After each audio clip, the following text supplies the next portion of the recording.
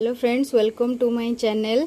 तो आपण मान संगे मु आज शेयर करी आपण मैंने देखुंती आम आगे केते सुंदर आलू चिप्स रही। तो यार प्रस्तुति केमिति होउची घरे आपण माने सहजरे केमिति करि परिबे।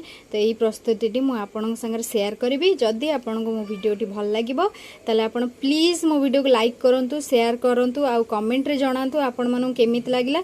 आउ बहुत मात्रा रे शेयर प्लीज मो चैनल को समस्ते सब्सक्राइब करंतु। जो माने सब्सक्राइब करि नांदी प्लीज सब्सक्राइब करंतु।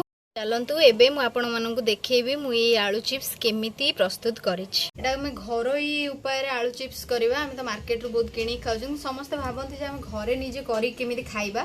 तो आज मु आपण कहबी जे घरे आपण माने केमिति आलू चिप्स बनै परिबे सेही उपायटा मु आपण मानकु कहूछि। आपण माने देखंतु। प्रथमे हम ए साइज रे किछ आलू नबा, मीडियम साइज रे आलू। ताको ए आलू रो चोपाटा को हम एमती छड़े नबा। आलू चोपाटा को भल भाव आलू चोपाटा रही जदि चिप्सटा ना चोपाटा रही भल लगे।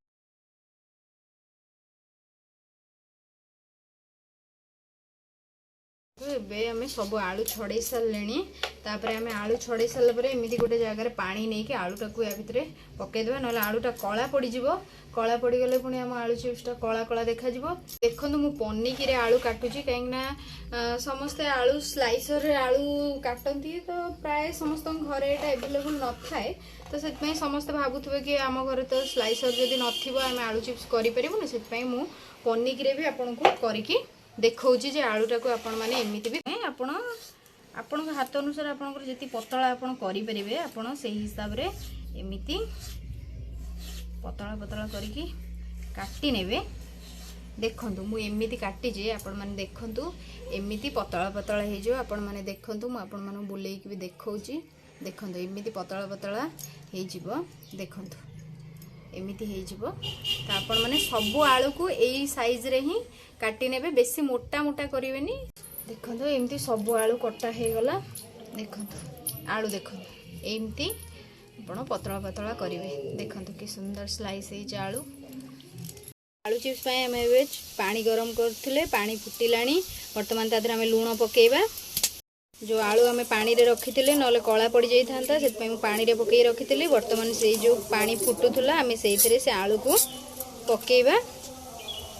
देखंतु बस अल्प समय गोटे मिनिट 2 मिनिट पई ताको टिके फुटिबा को दबा। तापरे आम ताको गोटे जगह ढाली दबा। से पानी टाको तादर बाहर कर दबा।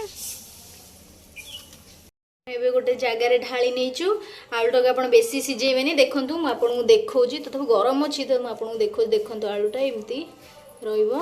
तो आपण माने जानचंती जेमती खरा होउची से गोटे दिन रे रेडी हे जिवो खाइबा पई। देखंतु एमिति आपण सब आलू को एमती सुखै नेबे, अलग अलग कर देबे। देखंतु केते सुंदर हे जाईची। वर्तमान एको हमें खरा रे सुखीबा को छाड़ दबा। एको सुखी गले आलू चिप्स रेडी हे जिवो। देखंतु आम जो आलू चिप्स सुखी से देखंतु केमती पूरा क्रिस्पी हो जाइए। देखंतु पूरा सुखी जाइए।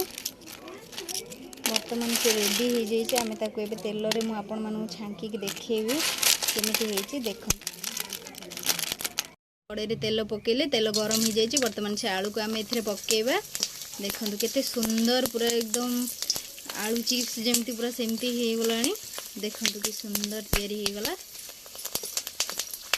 ता कलर भी बहुत बढ़िया आछी। देखंतु देखंतु कि सुंदर आलू चिप्स हमर तैयारी हो जाइए। वर्तमान आम एथिरे टिके लूण दब।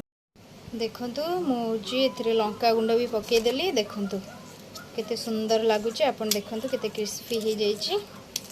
देखंतु देखंतु केते क्रिस्पी हो जाइए।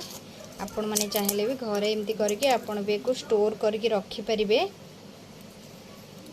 देखंतु